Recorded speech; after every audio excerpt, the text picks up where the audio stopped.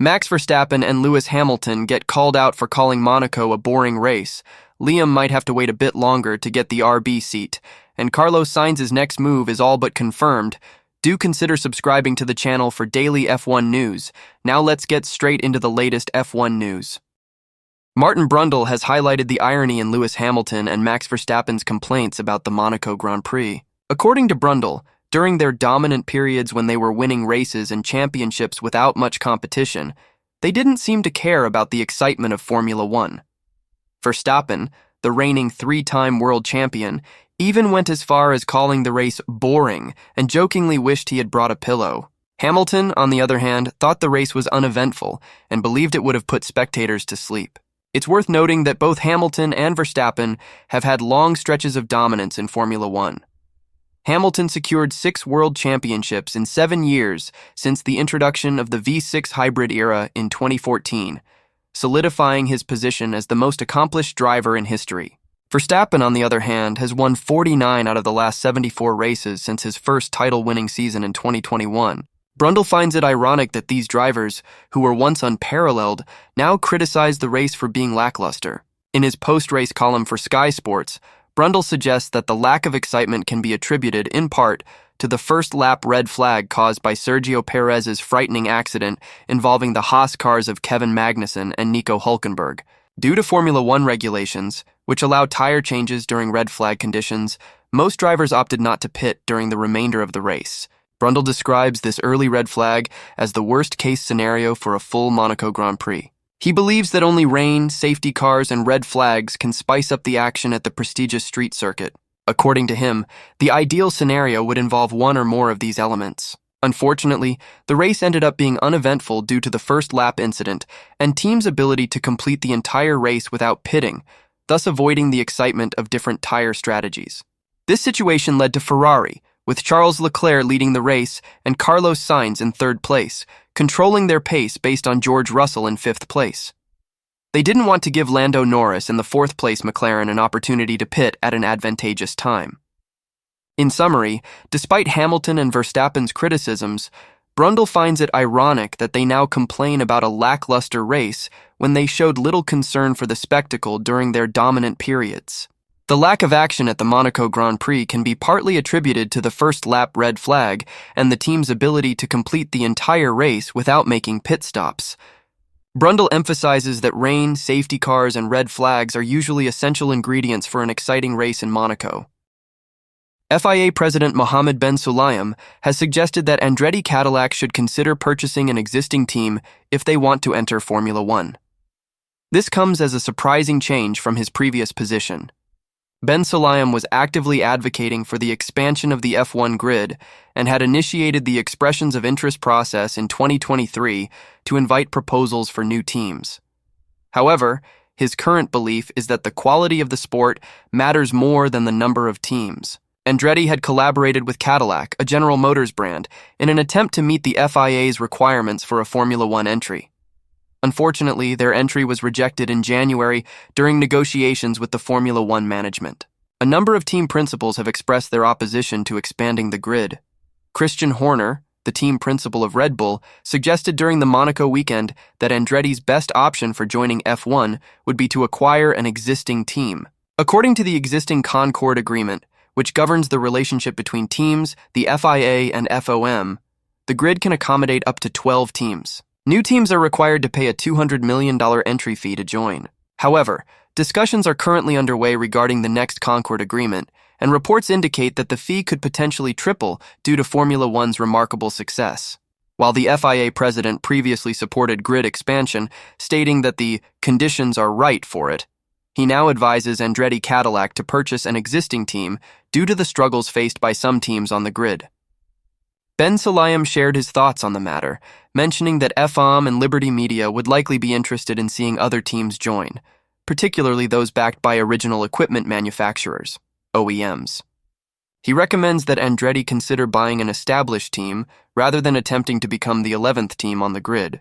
He believes that certain teams require revitalization and emphasizes the importance of having strong teams, even if it means having fewer in number. While he still believes that having more teams would be beneficial, he emphasizes that they must be the right teams. Ben Sulayem pointed out that some teams are struggling, both in terms of performance and management, without specifically naming them.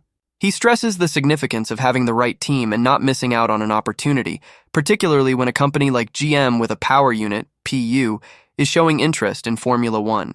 He envisions the impact and potential if there were to be American involvement with 3 races in America and a substantial fan base. While he expresses his happiness about Ford's future participation with Red Bull starting in 2026, he also envisions the positive influence of having GM and American drivers involved. Despite Andretti's formal rejection from entering F1, they have continued to pursue their plans and recently established a UK base at Silverstone, the renowned host of the British Grand Prix. Furthermore, they made news by securing the services of Pat Simons, a highly respected technical expert who has won world championships with Michael Schumacher and Fernando Alonso. This significant acquisition is seen as a major boost for the Andretti project. Simons will join the team after concluding his gardening leave from Formula One, where he served as the chief technical officer overseeing the transition to ground effect cars for the F1 2022 season since 2017.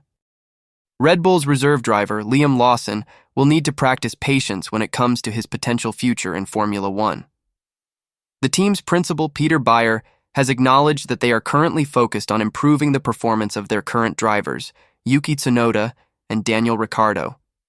Even though the young New Zealander showed promise when filling in for Ricciardo last season, he has taken on a reserve role for both Red Bull teams this year.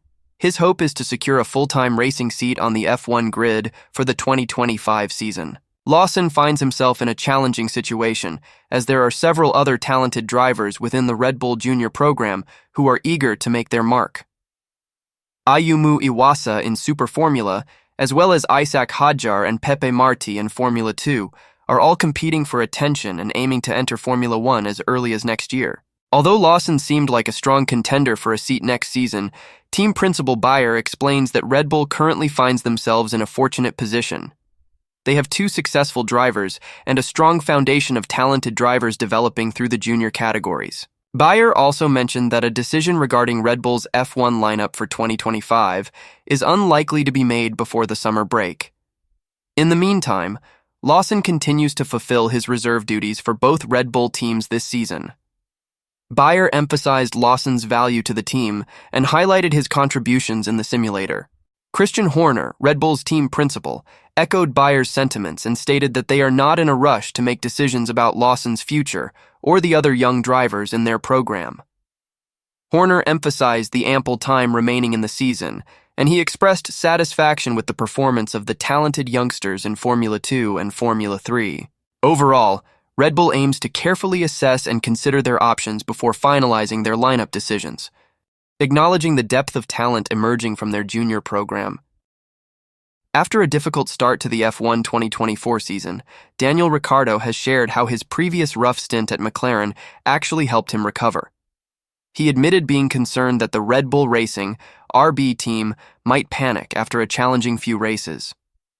Having returned to the racing grid last year, Ricciardo was expected to make a strong start in F1 2024.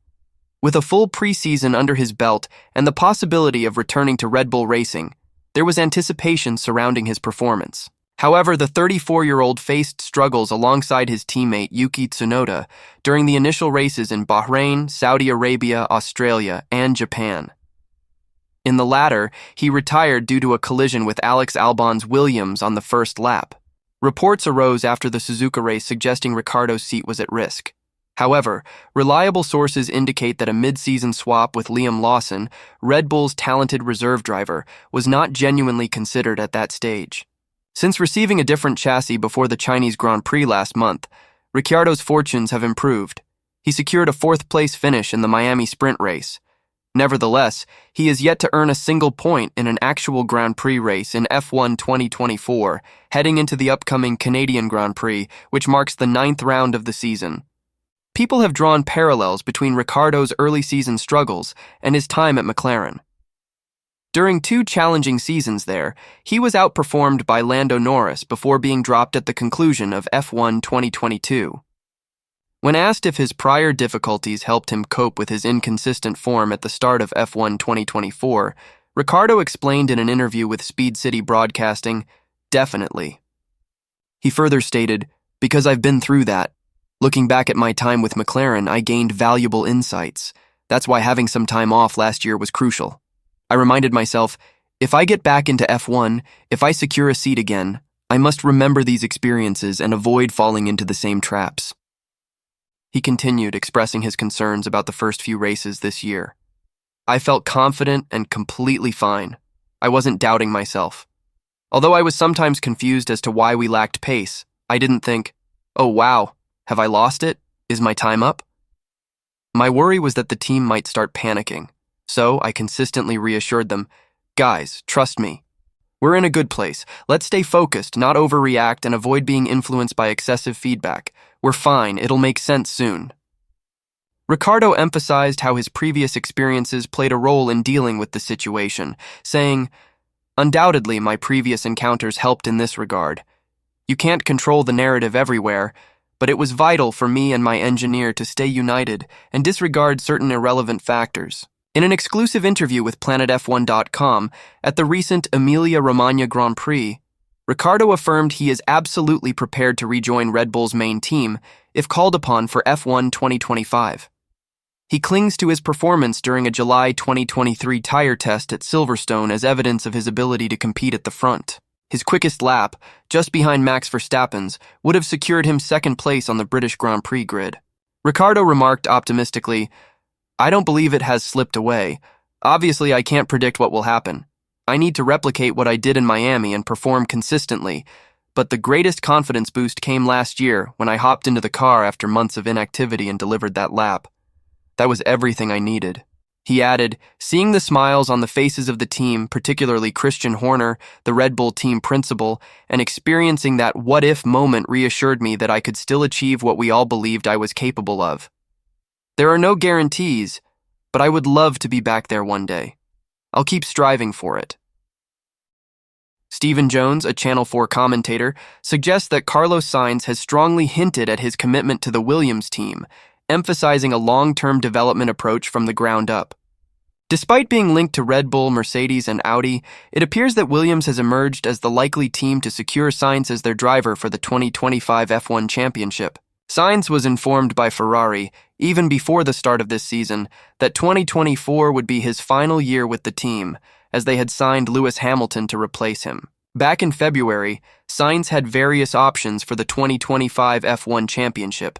However, recent rumors in the Formula One community indicate that Red Bull is no longer an option, as they seem inclined to continue with Sergio Perez. Meanwhile, Mercedes has yet to make a decision and is holding out hope to recruit Max Verstappen. Regarding Audi, they are still evaluating their options after Sainz reportedly put them on hold. In the meantime, they have signed Nico Hülkenberg.